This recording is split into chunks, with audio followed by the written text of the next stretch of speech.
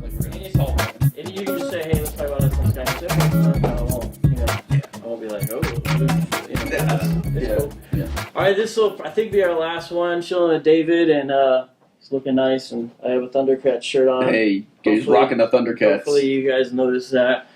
That's right. And we've just been talking, kind of chill. I'm not trying to, neither of us, I don't think, are trying to mention everything we could ever mention, or just, we might talk again on Skype, but we think it's good and helpful to show interpretations of data, different data that you can bring up about the question of, did Jesus exist, all that, and hopefully give people food for thought, maybe even a model for dialogue where no one's mad, no one's angry, no one's scared, we're just talking, we're letting each other talk. And that alone is huge, There needs to be more like this cross between atheists and Christians for sure, or any other kind of believer. Yeah, I agree, real chill, and one of the reasons I like, in a sense, the Christ myth theory so much is because it gives sort of more urgency to talk about a whole bunch of things that Christians should be informed about, should be talking about, but I'd like people to talk about anyway, because a lot of time in my dialogue with atheists, a lot of it is more philosophical, and that's okay, we'll discuss it, but I feel like, we're Christians, we want to talk about the first century, we want to talk about Jesus, we want to get into the text, and also, that's sort of the focal point, you could say, this couldn't happen like a miracle. And the question is, if there's a record of it happening, then it did happen. Now, I know you're saying it didn't, but I'm just saying, so that's why we say, well, let's discuss what do we got about this. And so it's are these good records or these bad records? That's kind of the big question. And so whether it's the Christian ones or the canonical Christian or non-canonical Christian or pagan or Jewish eyewitnesses or records or, what are they saying, what are they not saying? Yeah. So that's why I kind of enjoy it, because it touches so many issues. It's sort of multi-discipline to be able to discuss it. Yeah, and it's nice to be able to give what I say is, my version of mythos theory, or at least the one that I think it needs to be taken the most seriously. Right. And say, hey, we're not talking about the crazy crap that you can see on, so much Jesus myth. Yeah, that's helpful. Just Christian scholars or average Christian have different takes and views on things. So to someone who's a Christ mythicist, and a lot of people have said your book is one of the most helpful or useful for this reason, that it's the best distillation of the main ideas. A lot of people said that, Even if they wouldn't say it's the number one pioneer book but they would say it's the best sort of compendium. Like an introduction to the theory. Yeah, for sure. So for sure. That's valid. That's a good skill to be able to kind of boil down main points of something and put it in user. That's a good thing. Yeah, I think so. So and at the end of the day, I'm not trying to turn Christians into atheists. Really, I'm really not. If you, at the end of the day, read my book and it gives you something to think about, if it makes you a better Christian, I'm happy with that, I don't want you to necessarily think like me. I want you to think, and what you said it right on. I like to challenge people. Yeah, so we've discussed some of these on the radio show, so I refer people to that, and some of these are in the book. But so generally, if a person says, so I don't think the Gospels are reliable, I think the Christian should first at least say, well, I think they are. Here's why. A lot of Christians would be like, yeah, I kind of agree they're not, kind of thing. And doesn't that drive you crazy? Yeah, well, at least it drives me crazy. At least it does for me. It's like, come on, how do I know? How does that? I have to know your book better than you do. That makes me insane. So I wouldn't say, oh yeah, I agree the Gospels aren't reliable. Let's go to step 2. I would say they are. Let's discuss that. But then we sort of discussed it. But then are there non-biblical witnesses in some way to a historical figure named Jesus? Of course, one of the first places people go is they say, let's look at this ancient Jewish historian Josephus. Yeah, and for good reason, because really, I think he's the only one of all of them that is actually really talking about Jesus and not just about Christians in the 2nd century, or the 1st century. But your main contention about Josephus is, so that people know, that the passages that people pull out, the reason we know Josephus so famously is because of these 2 passages, one of which is just an outright forgery, and really no biblical scholars disagree it's a forgery. The arguments become how much of it's a forgery. And the second one is an interpolation, because when you read the actual passage, it's talking about somebody very different than who Christians have said it's talking about, James, the brother of Jesus. So, everyone that studies this says there's things in there Josephus would not say about Jesus as a faithful Jew. It says he was a Messiah, and it says it says in this passage, it says that if indeed it's okay to call him a man, because he did this and 10,000 other wonderful things. So of course, he rose from the dead. Those things people say. But here's the counter argument is that there's 2 places where we have translated text of Josephus, Yeah. and they're both from Christian authors. The one that I brought up in the radio show is Syrian. Arabic, and there's Michael the Syrian, and this is from an Arabic copy that Shlomo Pine showed in 1971. And here's the interesting thing: is those spots that people already said, ding, ding, ding, ding. Those are not in these passages from these 10th and 11th century documents. Right. And so the contention would be there's still a stream of a manuscript tradition that goes back to is what Josephus wrote, and we have the textual evidence by two authors who are both Christians, so they could have padded it or changed it. Here's the thing. Why would the Christians take out the stuff that is a clear witness to Jesus when they're going over Josephus, unless they just had a different textual stream than we do? It makes. But here's the thing. This is when you said you nailed it. It's 10th century. This is 600, 700 years after the time that we first have people. Well, our earliest copies of Josephus, even in Greek, are not much earlier than that. But what I'm saying is, this is a book that was written in the year 93 or 94. So you're talking about even okay, yeah. The thing that even before we get into text, could he have said this? Could he have said that? You know, the thing that bugs me about this is this passage, which has become so crucial to apologetics about Christianity, for 300 years it was completely ignored by the church fathers who were setting out to find stuff just like this. Well, let's. And when it appears from this one guy, Eusebius of Caesarea. He starts quoting it everywhere, and he got his library from one of those church fathers who says things like, you know, this. It's too bad Josephus never says anything like this. Well, hold on, David. Does Origen, who you're referring to, does he literally say it's too bad Josephus never said anything about Jesus? He really doesn't say that. What does he actually say? He says, of course Christ did all these miraculous things, but what other source do we have from but the Gospels? No, when Origen is referring to what Josephus said, he says in a couple places, he says Josephus does not accept him as the Messiah. He says something like that in two different places.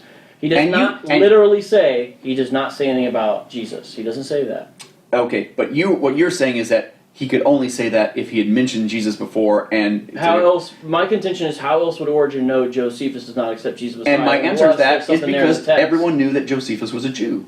That's all you need to know. It's not like Origen mentions every Jew who wrote or every Joe says they didn't accept the Messiah. All he's talking about this historian. Of course, he's a Jew, so he doesn't believe Jesus was the Messiah. But well, he doesn't say it that way. And of course, remember there was lots of Jews in the first century who did believe Jesus was the Messiah. So it's not. But we know not Orthodox. Of course, yeah. And I'm just saying, for me, that's not even you need to fight about. It's just here's the other thing, though, David. Why would a Christian bring up Josephus as evidence to Jesus when they have the Gospels? No one in the first 300 years was questioning Jesus' existence. That's David. not true. That's not true. Who they questioned were Jesus' existence? They were Name one early Christian critic who said, "I don't think your Jesus." The same ones they refer to in the New Testament when they say you're following cleverly designed fables. They actually had to forge a letter from Peter to address that very argument. That's what's called mirror reading. Mirror reading is what New Testament scholars try to fight against. It's where we go through an epistle and say every line in there is a reaction to something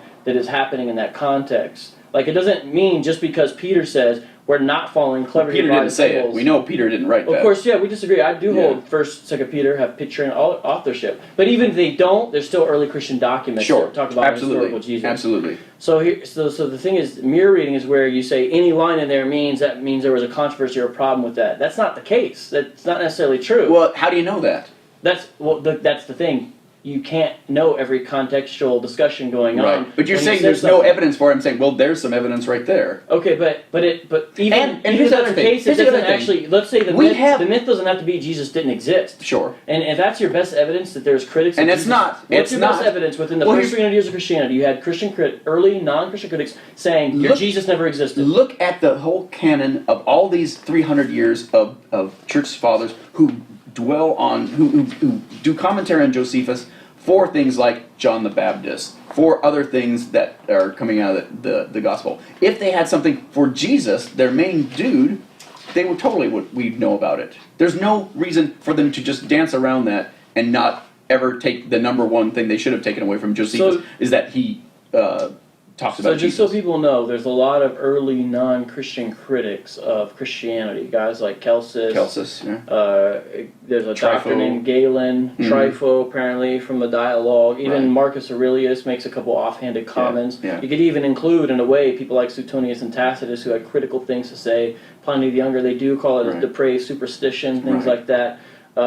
there's others. You can make these lists of these earlier. There's one. And when we say earlier, we're still talking 2nd century for the most part. For the most part. Yeah, I mean, because that's one of our problems is that we don't have people saying this in the 1st century when he was supposed to be on the scene actually doing these. Right. So who is writing these Roman histories? What kind of guy is Tacitus? He's a Roman aristocrat. A lot of his time is spent there in Rome.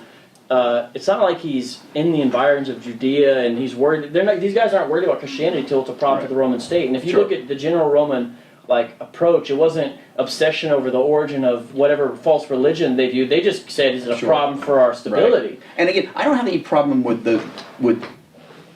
pointing out that there's all these authors that don't have any reason to quote Jesus. I specifically go out of my way to say these are the only ones I can even see having a chance of.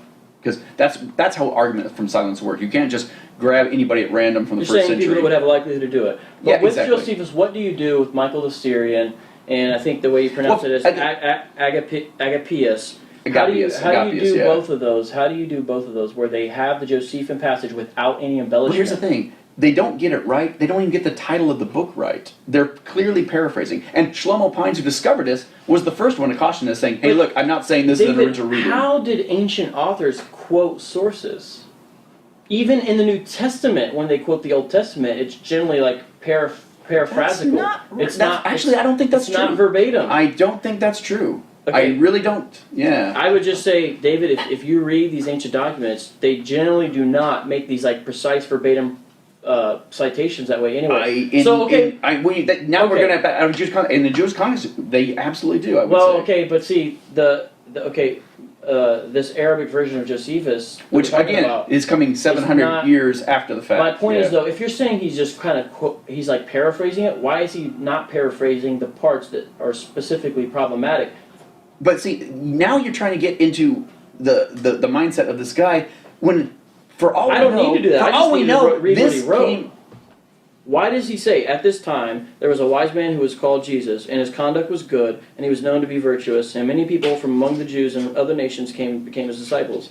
Pilate condemned him to be crucified and to die, and those who had become his disciples did not abandon his discipleship. They reported that he had appeared to them 3 days after his crucifixion, and that he was alive. Accordingly, he was perhaps the Messiah, concerning whom the prophets have recounted wonders. Right. A Christian would not write that. And why would he paraphrase it that way unless he has a textual tradition that has the uninterpolated text? Or, there's two reasons I can think of off the top of my head. Either he's getting it wrong, or B, he agreed that, Flavius Josephus has never written this. Because there are critics as early as the 2nd, 3rd century claiming, calling bullshit on things that early Christian writers were doing. Do you see, though, why that's not very convincing? I don't even want to convince you on that. Sure. Let me go back a little bit. Let's say, just for argument's sake, Mm-hmm. that everything in the Testimonium Flavianum is true and complete there, and, whether it's the hypothesized one or the original one. Okay. Let's say whatever's in there was really in there all along. It was not a forgery. And there's plenty of reasons why I think it was a forgery that had nothing to do with this. I got you. But it was written in 93 or 94. It was written generations after Jesus. That's a problem. The reason we even argue about Josephus is because if we take away those two highly disputed passages, we've got nothing outside the Gospels to corroborate them in the entire 1st century. Well, we have Clement. He's 95, 96. He's not. And he doesn't even quote. You said two disputed passages. You understand that James passage is not disputed. Oh, yes, it is. It's only highly disputed. Just to be... It's clearly an interpolation. It's only disputed by one group of people. You know who that group of people is? Yeah. The thing is, this one, it's disputed. That's not even true. Who is the Josephine scholar disputes the James passage? Anyone who knows anything about what Hesiarch has to say about James, all our Christian accounts of the death of James... No, I don't mean that. I'm talking about where it says James, the brother of the so-called Messiah. Right, that's what I'm talking about. Nobody says that who like Steve no one Mason, says it's a forgery. For example, no one's saying that's a forgery. Yeah, I agree. So I don't think it's a forgery. The thing is, you have Josephus mentioning Jesus once in a more a longer passage, and once offhand in a later book, book 20, where he says James, the brother of the so-called Messiah. Right. And it's ironic. But when you read that passage, and again, you've seen the chapter in my book. I go on this for great length. Yeah, I know your argument. It's talking. It's already talking about a Jesus in that passage. What's that guy's name? And that makes it. What's that guy's Jesus, name? son of Damnius. Okay, so you're telling me midstream, Josephus switches from Jesus, son of Damnius, to Jesus, brother, so-called Messiah. Because that passage wasn't. Name. Of course I don't. Because that was an interpolation. It was a scribal note that got accidentally inserted. What's your textual evidence for this? We have every textual scribal note author can recognize that because we have plenty of examples of it. You know what that's called? It's called a conjectural emendation. That's where you no, make... it is not. No, that's the... Because when you read the passage that's the technical name. It's not when a you polemic. read the that's passage the technical itself, name of what you're doing. It's called a contextual emendation. That's where that is not my main thrust of my argument. But the text itself is not talking about the guy that Christians described as the head of the Jerusalem church, who they said was the So it just brother. happens to be Jacob. It just happens to be James. That's the same It happens name. to be James, son of Damnius. And it just happens to be who brother of happens the to be so-called Messiah, who happens to die around the same time that we know James died in Jerusalem. Well, first of all, we don't even know that. We don't even know that that's what it's talking about. We have two sources. The Read biblical those sources and Josephus. Again, you have to read my chapter, baby, because I everything have, we know David. from those chapters, David, I have. You can't look at that and say, oh, well, this guy who was beaten to death by a mob is the same guy who was sentenced to death with his followers by the Sanhedrin. Those are not the same at all. At all. So, yeah, what's the logical impossibility between the two things you said? Sentenced to death by Sanhedrin, beaten to death by a mob. Those actually are... Do you see those don't even... One was a unruly mob that stumbled upon this guy and killed him. The other guy was sentenced to death by the Sanhedrin. How does that jibe at all? Well, and here's another thing in this whole passage. I lost my train of thought. Dang it. Well, that's fine. Hang on. So the Josephus... read that chapter that I've got. I did. Because read it again. Because clearly you're missing the point. Well, read Steve Mason's chapter. Because why? Here's what I was going to say a second ago. You've got at a time when the Jews are supposed to be hating the early Christians, you have them getting upset about this James' death so much that they go to get him expelled, the high priest. For doing this. It's like, okay, either the Gospels are lying about this, or this guy's lying, or it's not talking about the same person. But that's the context I'm talking about. Okay. You're saying this is about the same time. I say, well, then look what's happening in this story. It is the same time. It makes perfect sense. All the mysteries about this passage make perfect sense if it's talking about the actual Jesus who it mentions in that passage. There's two things. One is, when you say all the mysteries, then no one thinks there's a bunch of mysteries about this James passage. Yeah, they do. James, the brother of the so-called Messiah. Yeah, they do. But the description of it does not match up with what other Christians say about it. There's a big disagreement we have. There's not a bunch of mysteries. Secondly, the timing is just right. It's when there's a power vacuum in Judea. And that's when some of these kind of random executions would happen by the Jews. Why would the Jews get their knickers in a twist over a hated cult leader like James? Well, if read the passages, and so if you read the book of James, it is, which was not written by James. But so we disagree about that. Yeah. See, for you just say forgery, but we've got to have good evidence. We do have evidence, that would be a great thing to talk about. James is dated at like 45. I mean, it's one of the earliest Christian letters we have, even if you think it was written by James. And that's also disputed as well.